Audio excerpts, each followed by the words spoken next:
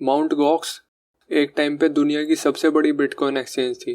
दुनिया की 70% bitcoin trades इसी एक्सचेंज पे होती थी। कहानी कुछ ऐसे है। टेक न्यूज़ की वेबसाइट स्लैशडॉट पे बिटकॉइन के बारे में एक आर्टिकल छपा। जेड मैकेलेब नाम का एक प्रोग्रामर था जिसकी नज़र उस आर्टिकल पे पड़ी। मैकेलेब ने कुछ बिटकॉइंस खरीदने की कोशिश की पर खरीद नहीं पाया, तो उसके दिमाग में बिटकॉइन एक्सचेंज बनाने का आइडिया आया ताकि लोग आसानी से बिटकॉइन खरीद सकें या बेच सकें। मैकेलेब ने पहले भी कुछ प्रोजेक्ट्स किए हुए थे, जैसे कि ईडोंकी जो एक peer to peer file sharing platform था, और एक ऑनलाइन कार्ड गेम की एक्सचेंज भी बनाई हुई थी। गेम का नाम था मैजिक द गैदरिंग ऑनलाइन और एक्सचेंज का नाम था Magic the Gathering online exchange, यानी MTGOX माउंट गॉक्स। मैकेलेब ने सोचा, जब मैंने कार्ड की एक्सचेंज बनाई हुई है तो बिटकॉइन एक्सचेंज बनाना भी कोई मुश्किल काम नहीं है। मैकेलेब ने कार्ड एक्सचेंज माउंट गॉक्स को बिटकॉइन एक्सचेंज में बदल दिया। माउंट गॉक्स तुरंत ही पॉपुलर हो गई क्योंकि लोग अपने पेपैल अकाउंट से बहुत आसानी से बिटकॉइन खरीद या बेच सकते थे।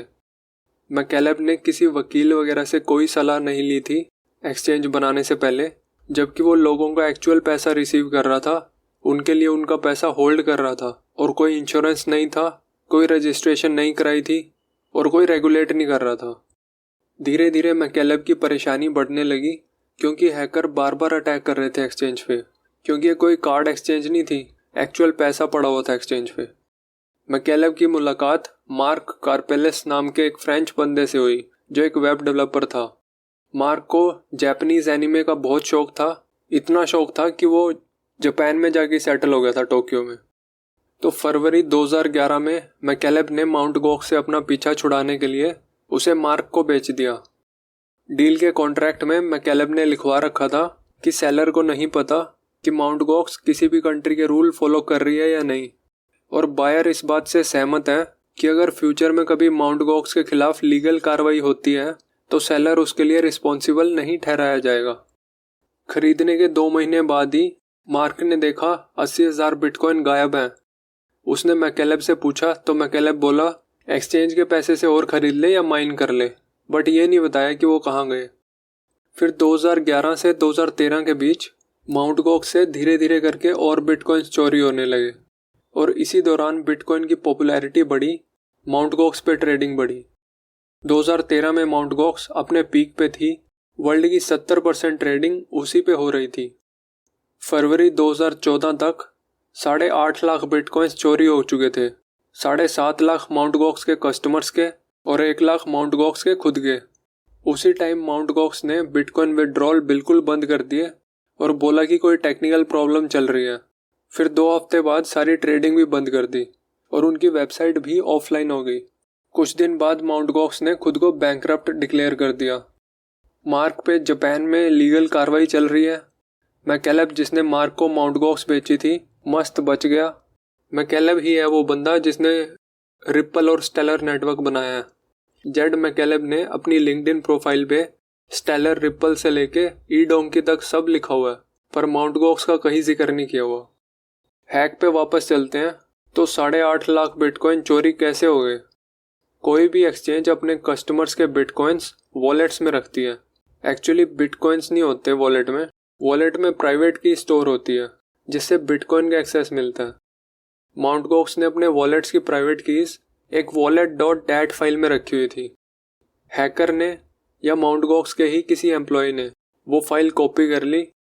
अब हैकर के पास माउंट गॉक्स की प्राइवेट कीज आ गई। उनका इस्तेमाल करके धीरे धीरे हैकर ने लाखों बिटकॉइंस चोरी कर लिए। आपके बिटकॉइन उतने ही सेफ हैं जितनी कि आपकी प्राइवेट की जिसकी पैसा उसका। हैकर के हाथ प्राइवेट कीज इसलिए लगी क्योंकि माउंट गॉक्स ने अपनी प्राइवेट कीज एनक्रिप्ट करके नहीं स्टोर की थी। यूजुअली क्या होता है, प्राइवेट कीज को एनक्रिप्ट करके स्टोर किया जाता है और डिक्रिप्ट करने के लिए एक और की डालनी पड़ती है आपको। अगर प्राइवेट कीज एनक्रिप्ट करके स्टोर की होती तो हैकर के वो किसी काम की नहीं थी। माउंट गॉक्स ने प्राइवेट की स्टोर करते हुए लापरवाही बरती तो उसे उसका भुगतान करना पड़ा। माउंट गॉक्स की बाकी सिक्योरिटी प्रैक्टिसेस भी बहुत बेकार थी। कोई भी नया कोड लॉन्च करने से पहले उसकी कोई टेस्टिंग नहीं होती थी, डायरेक्ट इम्प्लीमेंट कर दिया जाता था। कोड की टेस्टिंग नहीं होगी तो उसमें बग्स रह जाएंगे और हैकर उनको एक्सप्लॉइट करके पैसे चोरी कर सकते हैं। माउंट गोक्स का CEO Mark Karpeles important security updates approve करने में हफ्ते लेता था और अकेला वो ही बंदा था जिसके पास अप्रूव करने की पावर थी। तो क्योंकि माउंट गोक्स रेगुलेटेड नहीं थी, ऐसी मजाक मजाक में किसी ने बना दी थी और मजाक मजाक में कोई चला रहा था उसे, तो उसका रिजल्ट यही होना था। माउंट गोक्स हैक से हमें 3 चीज़ें सीखने को मिलती हैं। पहला, टेक्नोलॉजी चाहे कितनी ही सोफिस्टिकेटेड हो, यानी ब्लॉकचेन चाहे कितनी ही सिक्योर टेक्नोलॉजी हो, अगर उसके अराउंड ऑपरेट करने वाली कंपनीज की सिक्योरिटी प्रैक्टिसेस ही घटिया हों तो आपका पैसा कोई नहीं बचा सकता। आप चाहे टाटा अंबानी की सबसे बेस्ट कंपनी में भी पैसा लगा लो, अगर एक्सचेंज फ्रॉड है या ब्रोकर फ्रॉड है तो आपका पैसा गया। बट क्योंकि स्टॉक मार्केट में एक्सचेंजेस और ब्रोकर्स हाईली रेगुलेटेड हैं, तभी आपका पैसा बचा हुआ है।